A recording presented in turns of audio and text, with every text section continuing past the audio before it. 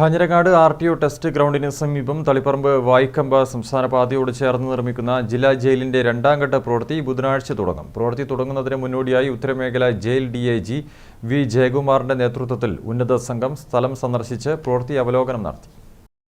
Kanhirangad RTO test ഗ്രൗണ്ടിന് സമീപം കുറ്റേരി വില്ലേജിൽ ഉൾപ്പെടുന്ന 8 ഏക്കറിലാണ് 2 നിലകളിലായി 5 ബ്ലോക്കുകളുള്ള ഒക്ടഗൺ മാതൃകയിൽ ജില്ലാ ജയിൽ നിർമ്മിക്കുന്നത്.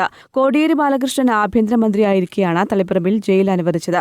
2020 ഫെബ്രുവരി 23-ന് മുഖ്യമന്ത്രി പിണറായി വിജയൻ ജയിലിന്റെ തറക്കല്ലിട്ടു. ആദ്യഘട്ടമായി അനുവദിച്ച 7,75 ലക്ഷം രൂപ ഉപയോഗിച്ച് 7 മീറ്റർ ഉയരവും 400 മീറ്റർ നീളവുമുള്ള കോൺക്രീറ്റ് ചുറ്റുമതിലും കൂറ്റൻ കവാടവും ഗേറ്റും ഓഫീസ് സമുച്ചയവും തടവുകാരെ പാർപ്പിക്കാനുള്ള 2 ബ്ലോക്കുകൾ, അടുക്കള, ഇന്റർവ്യൂ ഹാൾ എന്നിവയുടെയും നിർമ്മാണം പൂർത്തിയാക്കി. രണ്ടാം ഘട്ടമായി അനുവദിച്ച 3,28 ലക്ഷം രൂപ ഉപയോഗിച്ച് 2 ബ്ലോക്കുകൾ കൂടി നിർമ്മിക്കും.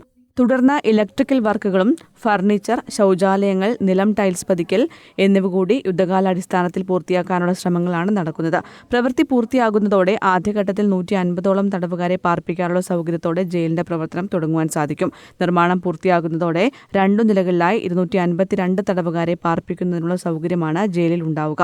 രണ്ടാം ഘട്ട പ്രവൃത്തി തുടങ്ങുന്നതിന് മുന്നോടിയായി ഉത്തരമേഖല ജയിൽ DIG V ജയകുമാറിന്റെ നേതൃത്വത്തിൽ ഉന്നത സംഘം സ്ഥലം സന്ദർശിച്ചു.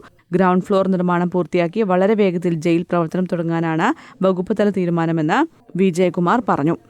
ഒന്നാം ഘട്ട പ്രവൃത്തി ഏറെക്കുറെ ഇവിടെ പൂർത്തിയായി. അപ്പോൾ രണ്ടാം ഘട്ടത്തിൻ്റെ തുടക്കം അപ്പോൾ 3,27,99,000 രൂപ സർക്കാർ ഫണ്ട് അനുവദിച്ചിട്ടുണ്ട്, ഭരണാനുമതി കിട്ടിയിട്ടുണ്ട്. അപ്പോൾ അത് എത്രയും പെട്ടെന്ന് ടെൻഡർ നടപടികൾ കഴിഞ്ഞു.